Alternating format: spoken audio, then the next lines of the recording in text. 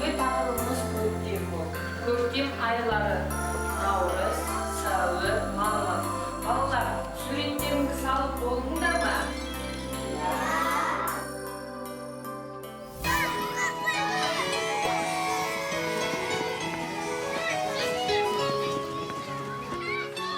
Ортақ бізге бір отан, төбемізде бір аспан, барлық ұттың баласы достығымыз жарасқан.